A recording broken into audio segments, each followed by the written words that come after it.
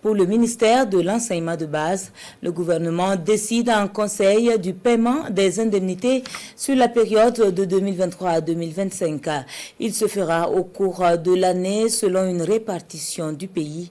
Il est aussi annoncé la construction d'une usine semi-mécanisée des mines dans le sud-ouest et une usine de transformation de la tomate. Les grandes décisions du Conseil des ministres avec Nyaki Teda. Au cours de cette année, l'indemnité de logement du personnel enseignant ou d'encadrement et des indemnités d'astreinte, de technicité, de logement du personnel de l'État issus de nouveaux emplois spécifiques au ministère de l'enseignement de base, de l'alphabétisation et de la promotion des langues nationales vont être liquidées.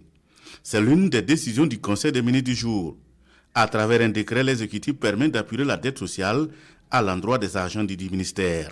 Vous vous souviendrez que son Excellence, le président du FASO, en avril avait demandé à nos collaborateurs justement de patienter, de consentir l'effort patriotique.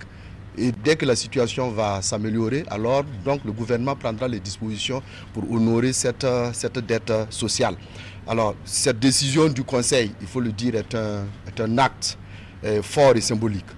Voilà, loin d'être, si vous voulez, un acte, une avancée administrative, ce décret, dans ce contexte de crise, est une reconnaissance concrète du rôle essentiel que nos collaborateurs, que sont les enseignants, jouent sur le terrain, de ce rôle fondamental que nos collaborateurs jouent dans la refondation de notre société à travers leur dévouement dans l'enseignement au sein des écoles.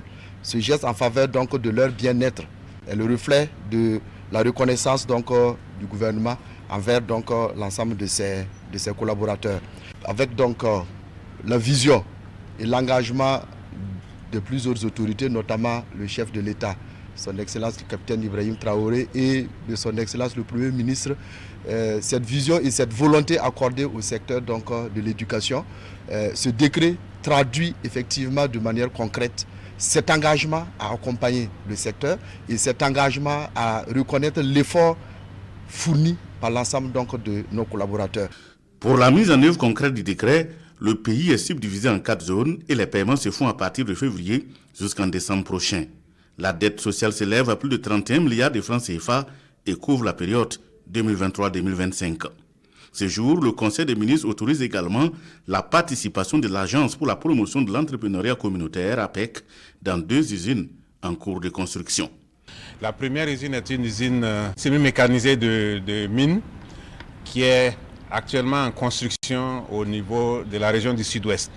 Donc cette mine appelée Bielmera Mining, le Conseil a autorisé par prise de participation de l'APEC à hauteur de 21%. Le coût total de la construction de l'usine est de 1,548 milliard.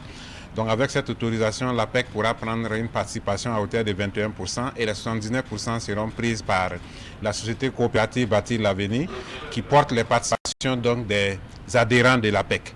Cela va permettre d'accélérer la construction de la mine et permettre à l'APEC de continuer à participer à l'industrialisation du pays.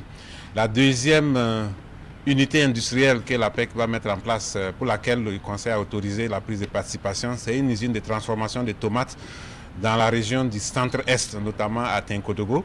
Le coût total de construction de cette usine est de 7,5 milliards et la prise de participation de l'APEC s'élève à 1,5 milliard et les 6 milliards seront portés par la société coopérative au nom des adhérents de l'APEC.